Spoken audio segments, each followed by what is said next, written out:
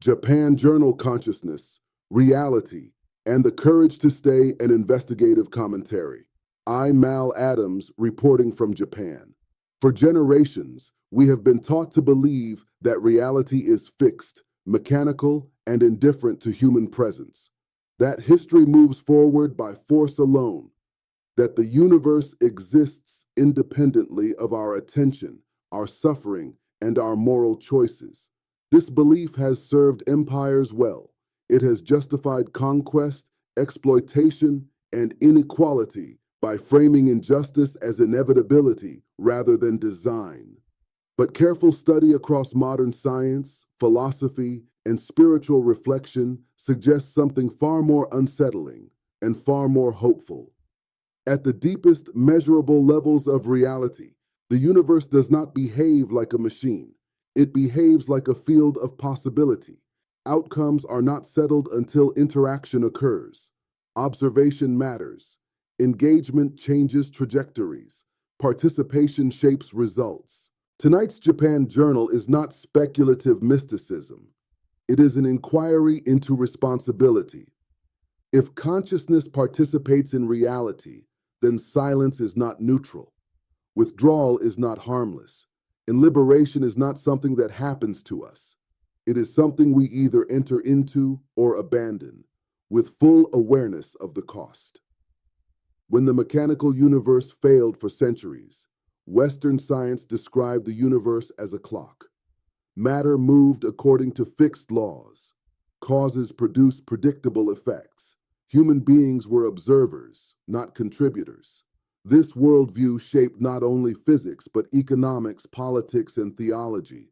It taught people to accept their position in the world as predetermined. That framework collapsed in the 20th century. At the smallest scales of measurement, matter refused to behave like solid objects. Subatomic particles did not occupy definite positions. They existed as probabilities.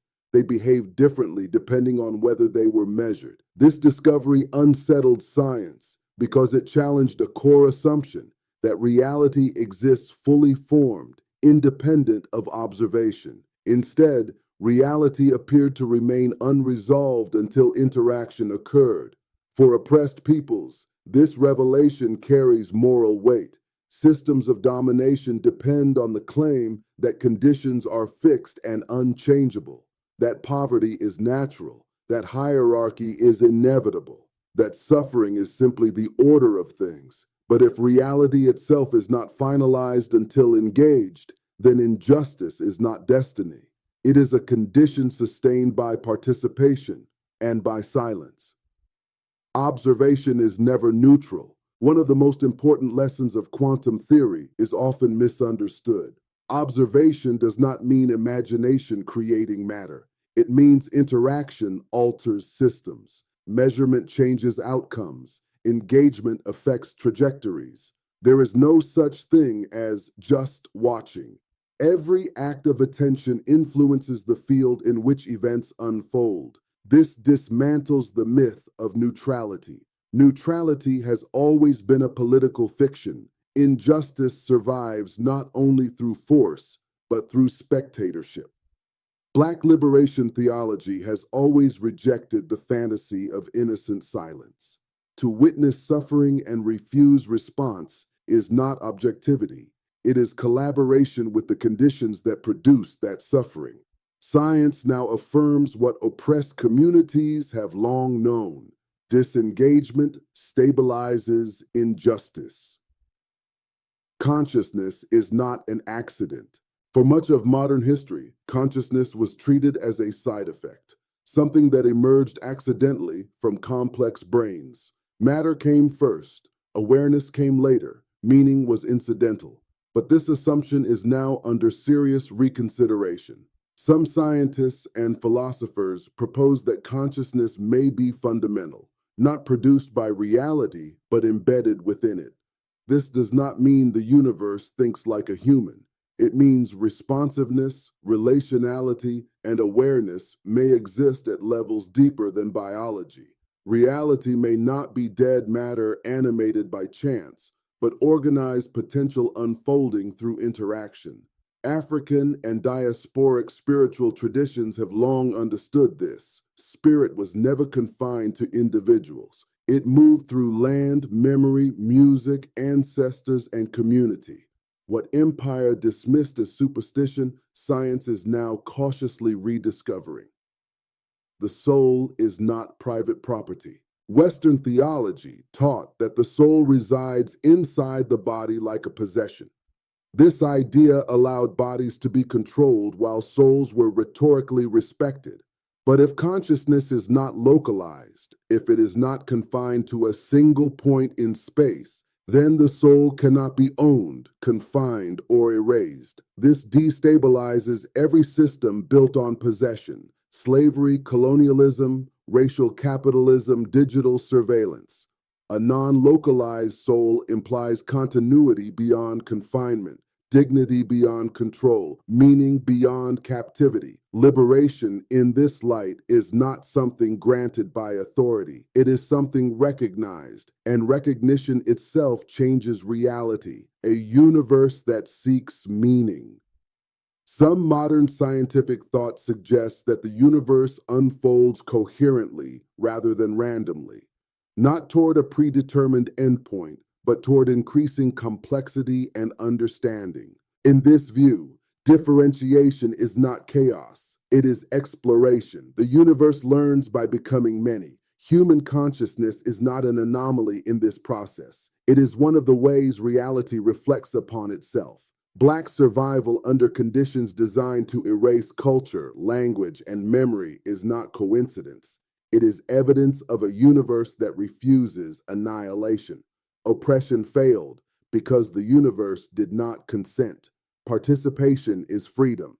If reality is participatory, then freedom is not only political, it is perceptual. Oppression trains people to see themselves as spectators of their own lives. Liberation begins when people realize that attention itself is agency. This is why authoritarian systems attack education, history, and truth telling. Control perception, and you control participation.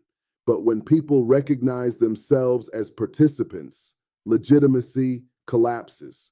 Power survives on belief as much as force. Freedom is reclaimed presence. Knowledge creates responsibility. Knowledge is not neutral. Awareness carries burden. Once injustice is clearly seen, retreat becomes a moral decision. This is why prophets are never comfortable figures. They see what others avoid, and they cannot pretend otherwise. Faith without commitment is hollow. Awareness without action is betrayal. Black liberation theology insists that truth demands response, not perfection, but presence. The burden of consciousness is not comfort, it is accountability. Fear is not failure. One of the most dangerous myths of heroism is fearlessness. It is false and destructive. Courage is not the absence of fear. It is the decision to remain despite fear. The giants of liberation trembled. They doubted, they hesitated, they stayed anyway. Fear disqualifies no one. Withdrawal does. Observation in the age of machines. Modern life is defined by observation. Cameras, data analytics, algorithms, and artificial intelligence monitor behavior continuously. Observation shapes outcomes. Systems trained on biased data reproduce injustice at scale. If humans disengage from shaping these systems ethically, machines inherit unchecked influence over reality. The question is no longer whether observation matters. It is who controls it and whose humanity is recognized. The violence of spectatorship. Modern media turns suffering into content. Pain becomes consumable. Tragedy becomes background noise. But disengagement is not harmless. To look away is to participate in stabilization. Injustice persists not only because of perpetrators, but because of spectators. Reality does not shift without interaction. The decision to stay. The defining ethical moment is not belief. It is whether one stays when leaving is easier. Do you remain when silence promises safety? Do you remain when truth costs comfort? Do you remain when withdrawal is rewarded? History turns on countless quiet decisions to stay. Reality listens, but only to those who remain present. Japan Journal Call to Action.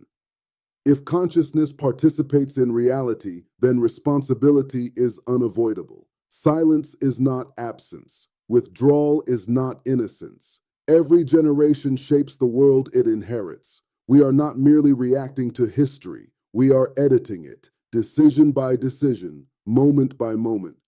Black survival has never been passive. It has always been authorship under pressure. The universe did not finish its sentence. It paused. It handed the pen forward.